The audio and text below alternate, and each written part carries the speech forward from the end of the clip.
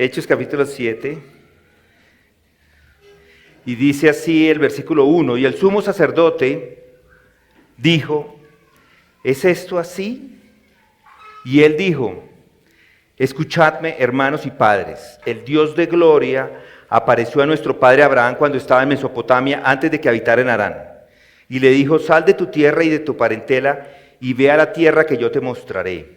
Entonces él salió de la tierra de los caldeos y se radicó en Harán. Y de allí, después de la muerte de su padre, Dios lo trasladó a esta tierra en la cual ahora vosotros habitáis. Vamos a pedirle a Dios que nos guíe en este estudio.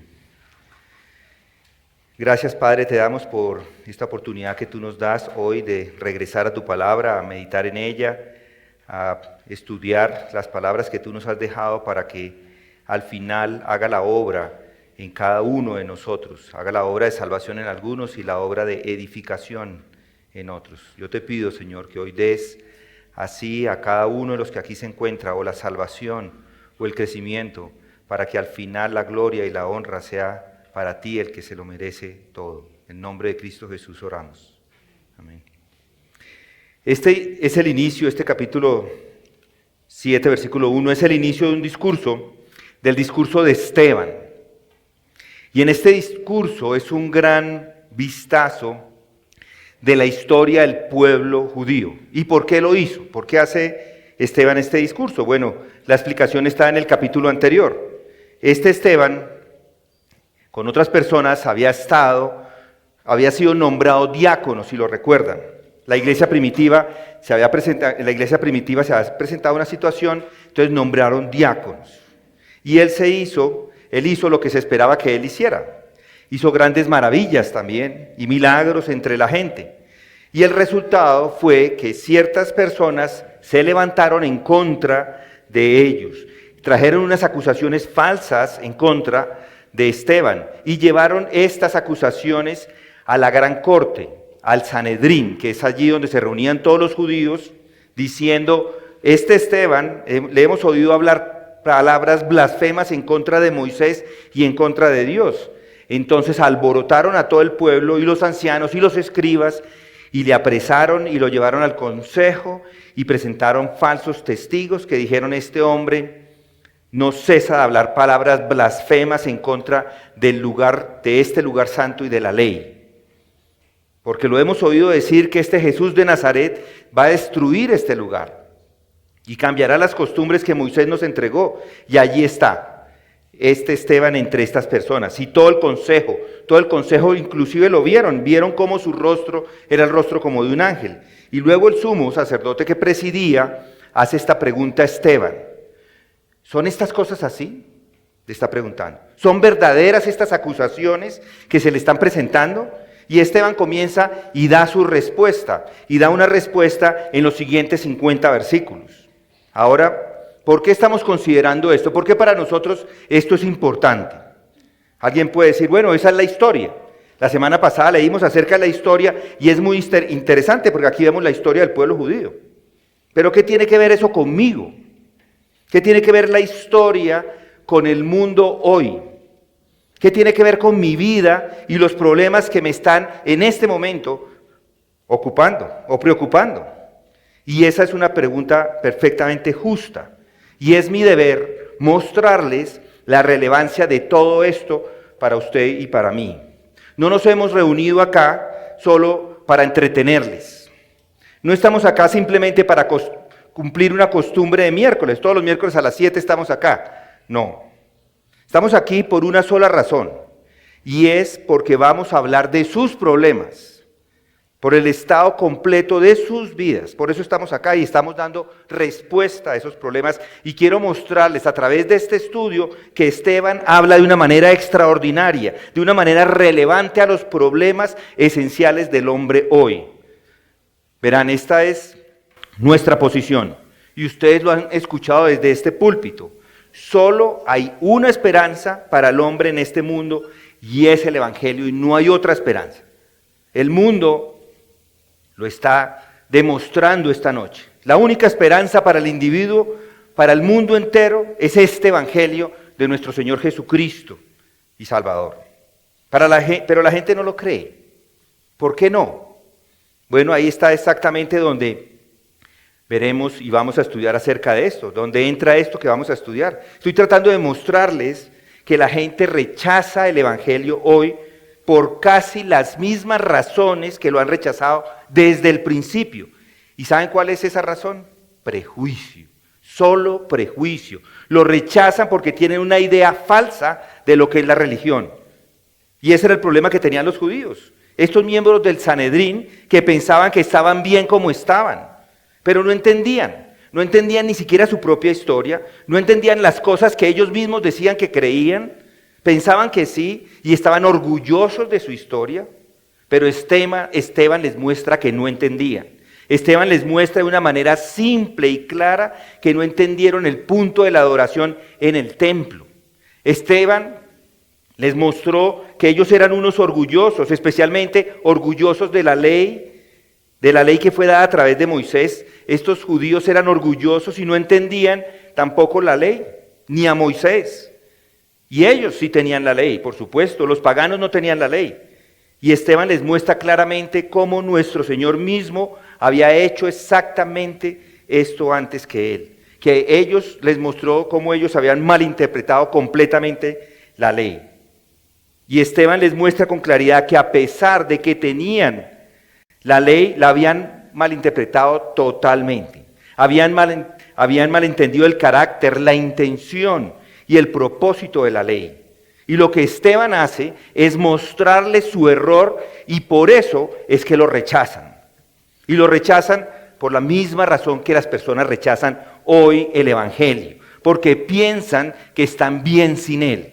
Que viven así están bien, porque piensan que nada les va a pasar. No entienden el cristianismo y confían en algún tipo de religión, en sus propias prácticas, en sus buenos actos, en sus buenas obras. Pero la esencia de este asunto es que el cristianismo es acerca del Señor Jesucristo y todo depende de Él. Y estos estaban tan ciegos como lo están las personas hoy en día. Muy bien, ese es el contexto. Noten, Esteban se dirige a estas personas en esa condición y deben tener esto en cuenta. No pueden entender el discurso de Esteban a menos que se dé cuenta del contexto, del lugar en donde él los está presentando. ¿Qué tiene que decirnos? Bueno, notaron la primera palabra que utiliza, escuchen. Les dice, escuchen, varones, hermanos y padres, escuchen. ¿Por qué escuchen? Bueno, él les dice que lo que les voy a decir no es fácil de entender. Demanda toda su atención, toda su concentración, demanda su mente, demanda su cerebro, demanda su razón. Esteban no comenzó contándoles chistes, ni historias llamativas sobre personas ficticias. No les trajo una novela para que empezaran a llorar. Para nada, él les da pura razón. Él les arma un argumento completo, es puro argumento. Les lleva a través de la historia, les muestra su error y les muestra su mala interpretación. Les llega a sus mentes, les confronta con sus prejuicios. Por eso es que a esas personas no les gusta. Les dice que sean de mente abierta, que controlen sus prejuicios. Y estos miembros, los miembros de Sanedrín, aunque eran personas muy instruidas, estaban llenas de prejuicios. Tanto que cuando lo escucharon, se enfurecieron y crujieron sus dientes contra él. Eran personas instruidas, eran intelectuales, pero su pasión no les dejó pensar correctamente. Un poco como lo que pasa con algunos a los que se les presenta el Evangelio. Hace poco a una que vive cerca de acá se le predicó de una manera clara y formal. Y esa persona respondió con ira. Fue entonces a su iglesia católica que le dijeran que todo lo que había escuchado era un error. Y allá le dijeron, claro, es un error. Pero está condenada esa persona, porque no ha recibido el verdadero evangelio. Y es un poco como responden estos judíos hoy. Lo que se les pedía a ellos es lo mismo que se les pedía a los miembros del Sanedrín en ese entonces. Sean de mente abierta, estén realmente dispuestos a darle una oportunidad al cristianismo. Escuchen, dice Esteban. ¿Y por qué debe escuchar? Porque no están pensando bien. Por eso él comienza repasando su historia. Y no lo hizo porque ellos no conocieran su historia, la conocían y estos judíos estaban muy orgullosos de su historia. Entonces, podría haber ido al grano, pero lo hace de esta forma porque ellos, a pesar de que conocían algo de su historia, la habían malinterpretado completamente. Y por lo tanto les lleva a través de estos hechos históricos para mostrarles el verdadero significado y la verdadera importancia de estos hechos históricos. Y estoy aquí para decir que eso es por donde siempre comienza el Evangelio. Esa es la primera declaración del Evangelio, la historia. El Dios de gloria apareció a nuestro padre Abraham. Así comienza su discurso cuando estaba en Mesopotamia antes de que habitara en Harán. Noten ahí el versículo 2. Eso es historia. Y ahora este es un asunto muy importante y en el que quiero enfatizar esta noche. Es precisamente este punto donde muchos se equivocan. ¿Y qué quiero decir? ¿Qué quiero decir con esto? Bueno, quiero decir lo siguiente. La gente se mete en problemas con este mensaje cristiano porque persisten en comenzar con los detalles en lugar de comenzar con el todo. Hay detalles en el Evangelio, sí, pero nunca los entenderá a menos que tenga una idea correcta de todo en la historia. Tiene que creer todo antes de que pueda entender los detalles. Tiene que creer esa idea general. Y es ahí donde muchos se extravían en este día. Tiene que comenzar con una visión general de todo. Y si hace eso, encontrará y tendrá claridad y comprensión sobre todo lo que encontramos en las Escrituras. Y ese es un gran principio, por supuesto. Es un principio que gobierna el estudio inteligente de cualquier tema. Si comienza con los detalles, pues se va a perder. Hablamos con mi esposa esta semana acerca de Noé y acerca de toda la historia de esa familia. Es una historia llena de detalles en los que se puede perder si no tiene una idea general de todo desde el principio. Algunos de nosotros que hemos enseñado de alguna manera, hemos tenido que ver ese punto de primera mano. Recuerdo que cuando empecé a escribir las tareas del seminario y luego la tesis de grado, esa no era la intención, eso no era lo que yo hacía inmediatamente. Tuve que aprender a entender cuál es el punto general de lo que lo que iba a presentar, a tener una visión general de las cosas y luego sí ir a los detalles. Eso explica muchas cosas. Por ejemplo, no sabía cómo leer, hasta que leí un libro de cómo leer, cómo debe usted aprender a leer. Y allí enseñaba que lo primero es tener claro cuál es el punto del libro, antes de entrar a todos los detalles. Muchas veces uno abre el libro y empieza a leerlo de corrido, y lo primero es ver qué dice al principio, la introducción, y luego ir al final y ver las conclusiones, y ver cómo está estructurado. Pero primero tener una idea global. Por eso tenemos la Biblia de MacArthur. Eso es lo que hace. Al inicio de cada libro hay unas páginas que nos dan el tema de ese libro. Dan las divisiones inclusive de cada libro y algo de información adicional para ayudarle a tener una idea global de lo que está leyendo. Eso es exactamente lo que está haciendo aquí Esteban. Da una revisión de toda la historia y luego llega a su aplicación. Y vamos a pasar aquí unos días en esto. El punto es que solo sí están correctos acerca del tema global, del tema central, es que puede estar correcto acerca de los detalles. Y estoy haciendo esto porque para mí es una tragedia que alguien no sea cristiano, y para todo el mundo. Es una tragedia que alguien no crea en el Evangelio. Lo siento por cada uno de ustedes que no es cristiano. No sé cómo viven en este mundo si no lo son. ¿Cómo viven? ¿Para qué viven en este mundo? ¿Qué esperanza hay cuando usted muera si no es cristiano? ¿Qué es la vida sin el cristianismo? Lo siento por cualquiera que no sea cristiano. Y por lo tanto, es mi deseo que al entender esto pueda eliminar algunas de las dificultades iniciales. Estos grandes prejuicios que le impiden ver el todo. Y por eso hay que comenzar con la historia. Porque este mensaje cristiano no es una enseñanza, no son filosofías, no son solo ideas. Es una gran falacia eso en este día. La gente piensa que esto es simplemente una reunión de ideas, que el cristianismo es una filosofía. Incluso piensan muchos de ellos que ese es el evangelio, que el evangelio es realmente solo lo que se enseña de nuestro Señor con respecto a la vida. Piensan que eso es el cristianismo, pero no les interesa el nacimiento virginal. No les interesan los milagros, no les interesan la muerte expiatoria, no les interesa la resurrección física, no les interesa el Espíritu Santo, solo la enseñanza ética, solo lo moral. Y aquí estoy para decir esto. Esto que vamos a ver acá es vital. Este es el punto que Esteban está haciendo. El mensaje cristiano no consiste solo en las enseñanzas de nuestro Señor, lo incluye por supuesto, pero es mucho más grande que eso. De hecho, voy tan lejos para decir esto. El elemento salvador de este evangelio no está en la enseñanza ética y moral de nuestro Señor, sino que está en esta historia. Está en la historia. ¿Cuál es este mensaje entonces? Si no es una mera reunión de ideas y de máximas morales y enseñanzas o una filosofía de vida, ¿qué es?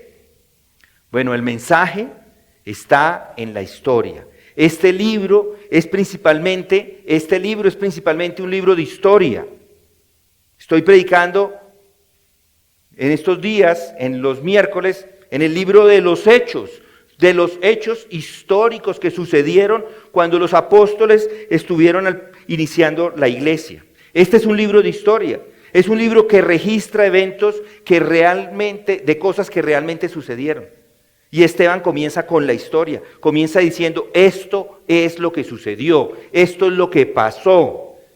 Escuchen esto, aquí está la historia, siempre tratando con eventos, con acontecimientos. Bueno, recuerden cómo la gente que aún no era cristiana lo expresó perfectamente en el día de Pentecostés. En Jerusalén de repente escucharon a estos discípulos, estos hombres simples, ordinarios, ignorantes, hablando en algunos idiomas extraños y en otras palabras, en Hechos 2, había allí personas que eran medos, elamitas, partos, habitantes de Mesopotamia y de otros lugares y dijeron, ¿qué es esto? ¿De qué nos están hablando estos apóstoles? Les oímos hablar en nuestras lenguas las maravillosas obras de Dios. Los primeros predicadores predicaban acerca de las maravillosas obras de Dios, no la maravillosa enseñanza de Dios, de lo que Él había hecho, no de lo que Él enseñaba. De las maravillosas obras, eventos, hechos, cosas que realmente han sucedido. Así que Esteban comienza la predicación del evangelio con la historia. Y esto es muy importante para nosotros, como lo fue para ellos en ese entonces. La historia del Antiguo Testamento es parte de este libro. La historia del Nuevo Testamento es también parte del evangelio. Los evangelios están llenos de detalles históricos. La gente a veces dice, bueno, estoy interesado en las enseñanzas de Jesús, pero ¿para qué quiero saber acerca de los fariseos? Ni siquiera sé, ni los reconozco, no veo a ninguno nunca. Y escribas, y cómo es que él cruzaba lagos y hacía esto y aquello. A mí no me interesan esas cosas. Y luego todos los detalles de la muerte en la cruz, ¿para qué? ¿Para qué están todos estos detalles? ¿Por qué no dicen que simplemente murió? ¿Para qué entran en detalles? Bueno, la respuesta es que todos esos detalles son hechos históricos que sucedieron. Y si no comienza con esta idea de lo que ha sucedido, de lo que ha tenido lugar, de los eventos que han sucedido a través de la historia, pues no tiene mensaje y no entiende el cristianismo. Está completamente equivocado y su interés en los detalles no tiene ningún valor en absoluto. Estas son las cosas que importan. Y por eso Esteban es que da una revisión a la historia del Antiguo Testamento. La historia del Antiguo Testamento es vital. Es muy importante para nosotros esta noche. Queremos la historia del Antiguo Testamento. Queremos la historia del Nuevo Testamento. Y debemos entender cuál es su relación entre las dos. ¿Y por qué me meto en esto y elaboro en esto? Lo estoy haciendo por una razón, que debe ser muy conocida por todos ustedes. La idea popular hoy de que el Antiguo Testamento no tiene ningún valor. Hay algunos que, dejémoslo allá. Hay personas que se asombran de que los cristianos todavía traigan sus Biblias a las iglesias. Inclusive hay más asombrados que algunos predican el Antiguo Testamento. Dicen, eso es todo primitivo, no tiene valor, no tiene uso en absoluto, así que lo descartan y lo ignoran por completo. Y no estoy hablando de personas por edad lejísimos, los unitarios. No lo rechazan específicamente, pero ese movimiento suele enfatizar que la interpretación de la Biblia es liberal. Es decir, algunas cosas pasaron y otras no pasaron. Puedes estimar partes, ellos, del Antiguo Testamento como no relevantes a la fe cristiana.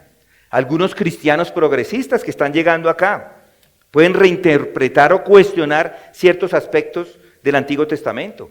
Hay un grupo de presbiterianos, algunos metodistas y la iglesia episcopal. Les estoy dando una cantidad de iglesias. Y ellos están desechando el Antiguo Testamento, muchos de ellos, o no tomando en realidad el Antiguo Testamento como lo debían tomar.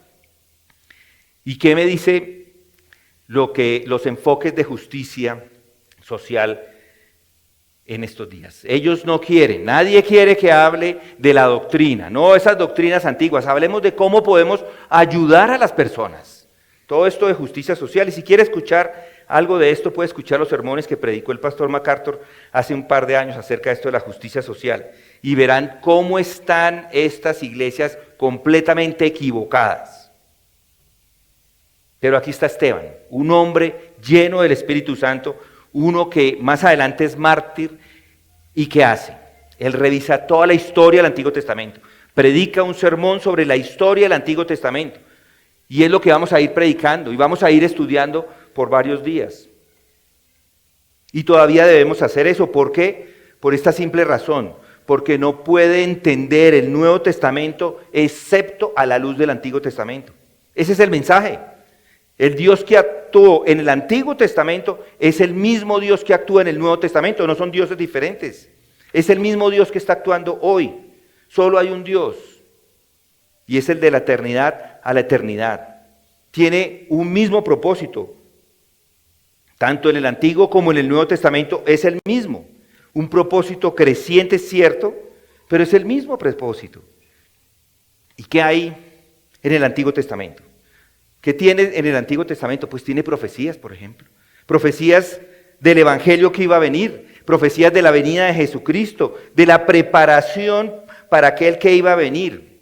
¿Y qué es el Nuevo Testamento? Es el cumplimiento de las promesas que encontramos en el Antiguo Testamento, como Pablo lo pone en Corintios. Todas las promesas de Dios son en el sí y en el amén, para la gloria del Dios Padre. Ahora verán, estos dos, tanto el Antiguo como el Nuevo, están íntimamente relacionados, no los puede separar. De hecho, les digo que no puede entender el Nuevo Testamento en sí mismo sin entender el Antiguo Testamento. Por eso, yo les digo, por eso es que hay tantas citas en el Nuevo Testamento del Antiguo. Por eso, porque es que hace parte del todo. Y nuestro Señor estaba constantemente haciendo esto de las citas, lo mismo que hace Pablo. ¿Recuerdan qué es lo que hace cuando llega a Tesalónica Pablo? Entró en un templo, como era su costumbre, ¿y qué hizo? Razonó con ellos a partir de las Escrituras. ¿Y cuáles eran esas Escrituras? Bueno, estaba hablando del Antiguo Testamento, de cómo en las antiguas Escrituras se estaba profetizando al Cristo que iba a sufrir. Y esto es lo que predicó Pablo. ¿Qué estaba enseñando cuando hablaba del Antiguo? Demostrando que a partir de las Escrituras, las verdades concernientes a nuestro Señor y Salvador eran esas.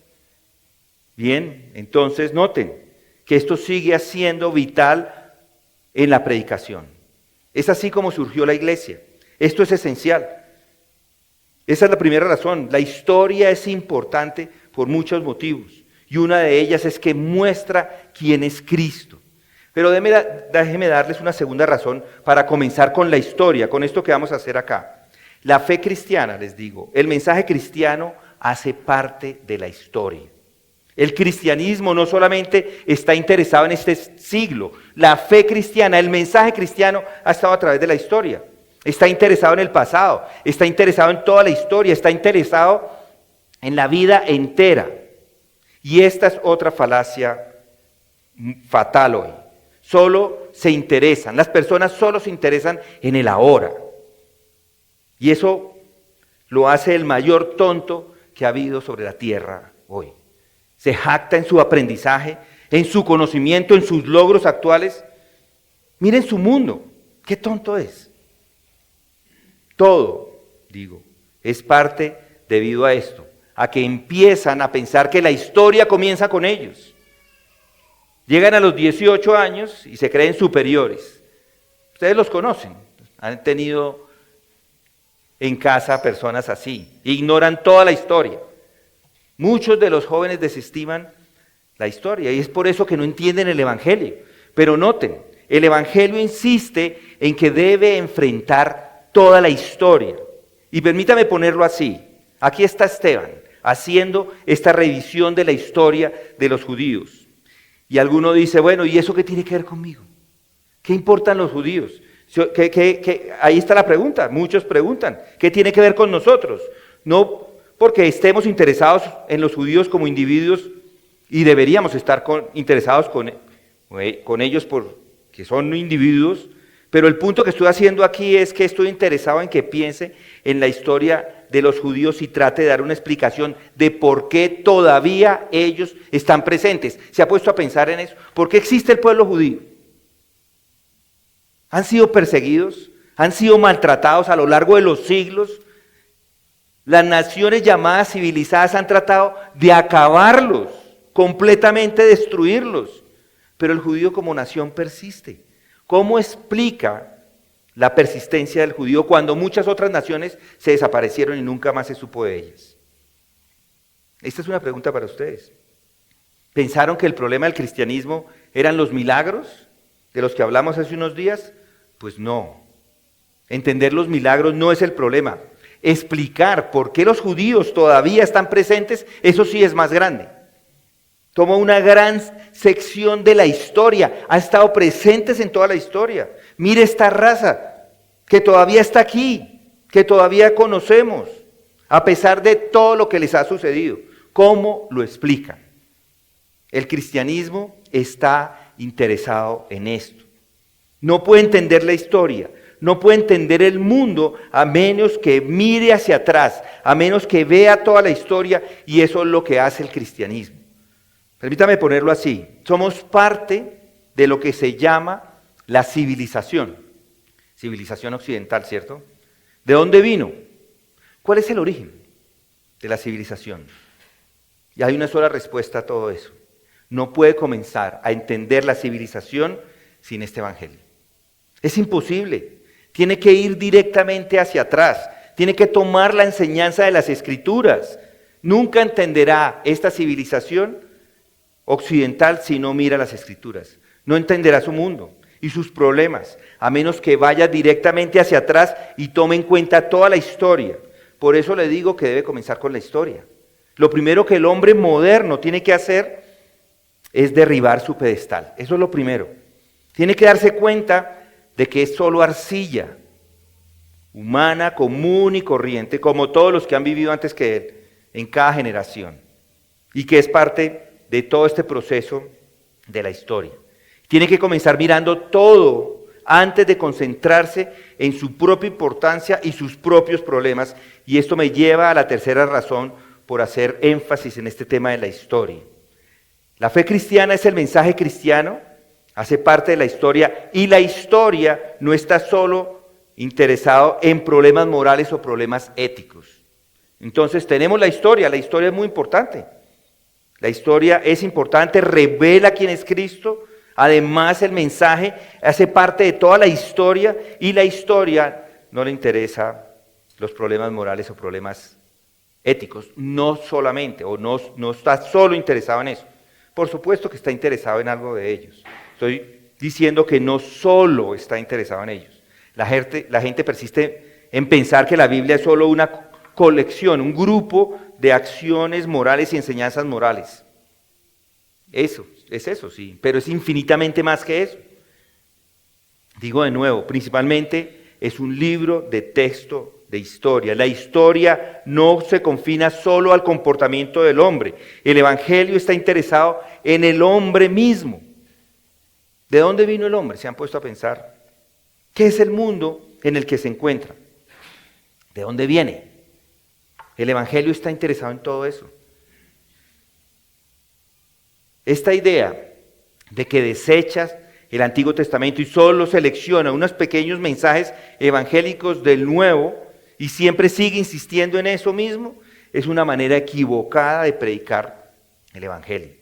Es un Evangelio demasiado pequeño si así hace. Este Evangelio abarca el cosmos, abarca todo y va directamente atrás en la misma historia, desde la creación.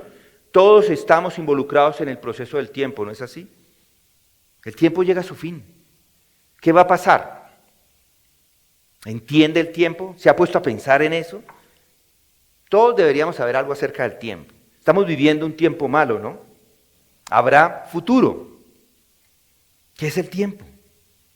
¿El tiempo es interminable? ¿La vida en este mundo es interminable? Esas son las preguntas. La totalidad de la vida y la existencia, el tiempo y la eternidad, si existe tal cosa, ¿de qué se trata todo eso? ¿Cómo puede entenderlo ahora? Ese es el trasfondo del Evangelio. Eso es lo que responde, a esa pregunta responde el Evangelio. Es un Evangelio tan grande y tan amplio que da respuesta inclusive a esas cosas. Y la gente lo sigue rechazando en su mayoría en este momento porque no se quieren enfrentar a él. Pero aquí está la pregunta, ¿cuál es el significado del tiempo? ¿Cuál es el significado de la historia? Y solo hay una respuesta a la pregunta y Esteban la da de inmediato. Y dice, el Dios de gloria. Es lo primero que hace. El sumo sacerdote dice, ¿es esto así? Y él dijo, escuchadme hermanos y padres, el Dios de gloria. Por ahí comienza. Aquí está, este es el misterio. El Dios de gloria apareció a nuestro padre Abraham cuando estaba en Mesopotamia antes de habitar en Harán. Y este siempre es el punto de partida del Evangelio. El Evangelio no comienza con el hombre, no comienza con sus problemas, no comienza con sus ideas, no comienza con las acciones del hombre, no comienza con el siglo XXI. Esa es la falacia moderna. El hombre hoy siempre comienza consigo mismo y termina consigo mismo. Y todo gira alrededor de sí mismo. Es un megalómano. Y ahí es donde se engaña a sí mismo. Él es el centro. Y todo gira a su alrededor. No me sorprende que el no cristiano, un hombre que ni siquiera afirma ser cristiano, haga eso. Pero lo que encuentro muy difícil de entender es cómo hombres que afirman ser cristianos y maestros y profesores cristianos que todavía se acomoden al hombre moderno. Están dispuestos a estar de acuerdo de comenzar con el hombre. Es lo que enseña la antropología. El estudio del hombre en lugar del estudio de Dios. Y no hay una mayor negación concebible del Evangelio que esa. Y es una enseñanza popular en la iglesia hoy. Hay algunos hermanos que conozco, cercanos, que fueron a la universidad a estudiar antropología, eran supuestamente creyentes, porque fue lo que les aconsejaron en sus iglesias. Y cuando salen, ¿saben qué saben de Dios? Nada, no saben nada. Y ni siquiera saben de quién es el hombre, porque las escrituras son las que nos revelan quién es Dios y nos revelan quién es el hombre. Estudian antropología en lugar de teología. Estudian el hombre en lugar de estudiar a Dios. Pero mi querido amigo, esa es la falacia de las falacias. El mundo está como está porque se ha olvidado de Dios. Ese es todo el problema. Esa es la esencia del mensaje de nuestro Señor. Recuerde que un día un hombre inteligente vino a él, tratando de atraparlo. Un abogado dijo, dinos, dice él, ¿cuál es el primer mandamiento? Para atraparlo. Estos abogados en su tiempo eran expertos en detalles y minucias. Y nuestro Señor les dijo ese día, ustedes son personas que diezman la menta, la ruda y cualquier cosa. Y han olvidado los asuntos más importantes de la ley, el amor, cosas así. Entonces vinieron y dijeron, ¿cuál es el primer mandamiento? Ellos tenían 613 mandamientos. Y querían saber en su opinión cuál era el que deberían poner de primero. Y Él les dio una respuesta devastadora. Nunca la esperaron. Y esto es lo que dijo: amarás al Señor tu Dios con todo tu corazón, con toda tu alma, con toda tu mente y con toda tu fuerza. Ese es el primer mandamiento, el mayor mandamiento. Y el segundo es semejante: amarás a tu prójimo como a ti mismo. Noten, Él lo pone en orden. ¿Cómo puedo amar a mi prójimo? ¿Cómo puedo vivir con este hombre con el que me casé?, dirá una esposa. ¿Cómo puedo amar a este hombre de otro color que está cerca? ¿Cómo puedo amar a estas personas de otra nacionalidad que tienen unas costumbres diferentes? ¿Cómo puedo amar a su prójimo? Y la respuesta es: no comience con usted, comience con Dios. Es lo número uno. Amarás al Señor tu Dios. Nunca podrá amar a su prójimo como a ti mismo a menos que sepa las verdades acerca de Dios. Y nunca sabrá la verdad acerca de sí mismo hasta que se vea a sí mismo como Dios lo ve. Debe verse a sí mismo y a su prójimo a la vista de lo que Dios ve. Y entonces comenzará a amarlo. Por estos días se sigue hablando de la paz total. Paz total. ¿Cómo se llega a la paz total? Es una utopía. Nunca van a llegar si no comienzan con Dios. Y ellos van a seguir pensando en sí mismos. Si no comienza con el Dios de gloria. ¿Y qué significa gloria? Dice ahí. Es casi imposible definirla. Gloria significa majestad, significa grandeza, significa maravilla, asombro, significa poder. Pero lo que significa por encima de todo es que Dios está por encima del mundo y por encima del hombre. ¿Y el hombre qué hace? Está mirándose a sí mismo, está mirando de forma horizontal. Mira sus problemas, pero el Evangelio le mete un freno de mano y le dice: mire hacia arriba, deje de mirarse a sí mismo, ahora mire hacia arriba, mire al Dios de gloria, este Dios que es trascendente, que no solo es negado por el mundo, sino que es negado por hombres en posiciones preeminentes en la iglesia supuestamente cristiana. Y esa es la razón por la cual la iglesia está como está. Esa es la razón por que el mundo está como está esta noche. El Dios de gloria, el Dios de la trascendencia, el Dios eterno, que está por encima de todo, es el Dios que está siendo negado y rechazado y olvidado. Ahí es donde entra la historia. El Dios de gloria. ¿Y qué significa? Bueno, digo que significa que está por encima de todo. Que está por encima de todo lo que existe. Habita en una luz inaccesible. Ningún hombre ha visto jamás a Dios en ningún momento. Dios es luz y en Él no hay oscuridad en absoluto. Y Esteban les deja claro eso. No es un Dios confinado a ningún edificio. Y ese es el punto de estos primeros predicadores. Pensaban que estaban adorando a Dios y no estaban adorando nada. Sus dioses estaban hechos de oro, plata, madera y piedra. Son simplemente criaturas de su propia imaginación. Simplemente son proyecciones, ideas que ellos tenían. Son sus dioses, son sus vanidades. Eso es lo que Pablo tuvo que decir a estas personas cuando se encontraban allí en Listra. Estaban listos cuando se acercaron a él para convertirlo en un Dios, y les dijo: no saben lo que es un Dios, no es así. Y tuvo que decírselo también en Atenas, y en todos los lugares donde él iba y predicaba, iba a esos templos y encontraba esos diversos dioses, y les dice: Dios no habita en estos templos, hechos por manos humanas. Toda su idea, dice, está equivocada. Y Esteban lo pone aquí en una frase, escuchen, dice Esteban: el Dios de gloria apareció a su padre Abraham cuando estaba en Mesopotamia. No estaba en un sitio, estaba en Mesopotamia, no estaba en Jerusalén, estaba realmente en Mesopotamia. No en Jerusalén, sino completamente fuera de su país, antes de habitar en Harán. El Dios de gloria no está confinado a un lugar. El Dios de gloria es uno que está completamente más allá de la mente y de la razón del hombre. Completamente más allá de la búsqueda del hombre. El Dios de gloria, Él es incomprensible, inmortal, invisible, Dios sabio, es luz inaccesible, oculto a nuestros ojos, más glorioso, más perfecto. Él es el anciano de días, está lleno de esplendor y ceñido con alabanza. El apóstol Pablo hace este punto cuando escribe a estas personas interesadas en la filosofía en Corinto y otros lugares. Él dijo, el mundo por sabiduría no conoció a Dios. Y esa es la tragedia del hombre hoy. El mundo no conoce a Dios. Piensan que son lo suficientemente grandes como para llegar a Dios y entender a Dios. Piensan que pueden abarcar toda la gloria de Dios con su pequeña mente. Qué tonto es eso. El tonto. ¿Cómo más los podemos llamar?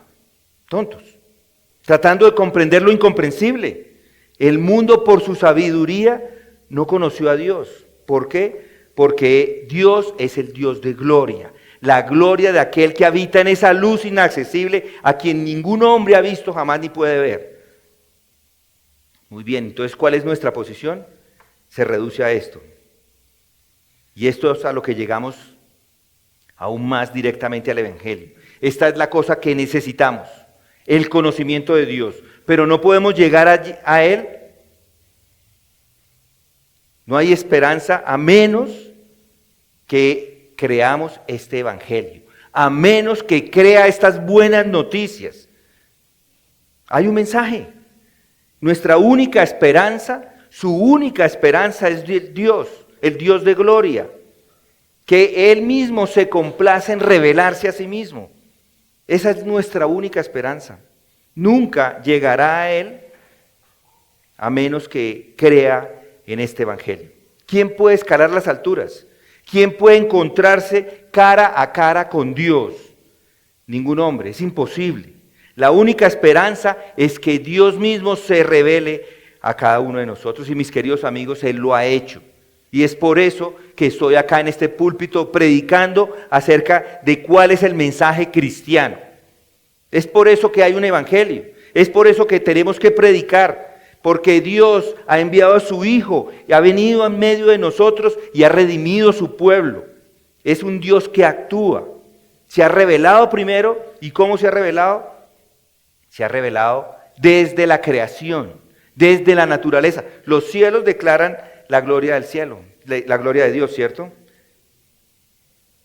Miren, en lugar de tratar de ser inteligentes acerca de los milagros, salgan y simplemente miren a los cielos, miren las estrellas, lean el Salmo 19, los cielos declaran la gloria de Dios. Es que no basta sino con mirar al cielo, ¿no les parece? Es mirar arriba, mirarlo y decir uno, uy, ¿esto de dónde salió? El firmamento muestra las maravillas y los caminos y muestran su alabanza. Eso es lo que necesita mirar. Miren hacia los cielos y traten de explicar si pueden. Dios se ha revelado parcialmente a través de la naturaleza, a través de la creación. Pero no solo eso, Él es un Dios que se ha revelado en la historia. El Dios de nuestros padres, el Dios de gloria se ha revelado a nuestro padre Abraham, dice Esteban. Dios se ha revelado en la historia, Dios se ha revelado en los hechos. Lean la historia del Antiguo Testamento. Lean sobre cómo construyeron el tabernáculo y el templo. Lean sobre ese enorme lugar llamado el lugar santísimo. O lean sobre la historia de Shekinah, un lugar en donde los hombres entraban con temor. Cuando Moisés terminó de construir el tabernáculo, una nube se posó sobre él y Moisés no se atrevió a entrar. ¿Por qué? Por la gloria de Dios. La gloria de Dios estaba llenando esa casa. Esa es la revelación de Dios en forma material. Es una representación, pero es vital entenderla. Muy importante. Además, Dios se revela en sus palabras. Ha dado revelaciones de sí mismo a los hombres.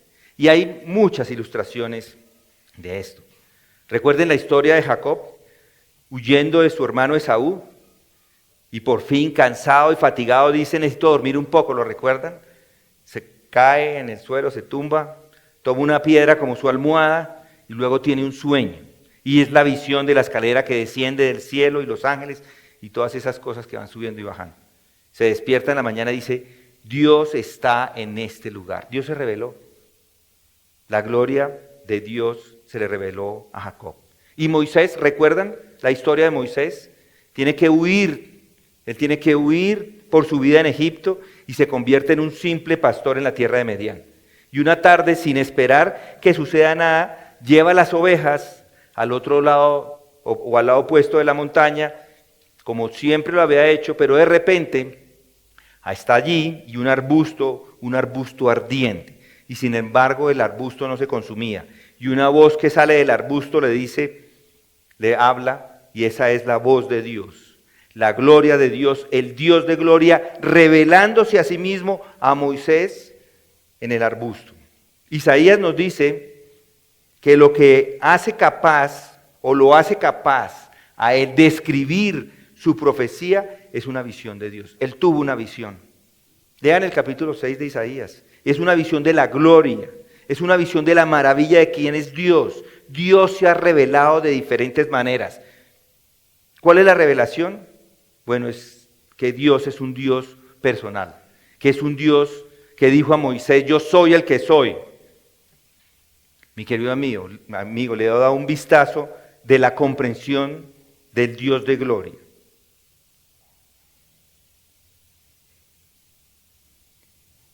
Si entiende quién es el Dios de gloria, debería pensar, soy simplemente un vil, un inmundo, un desecho.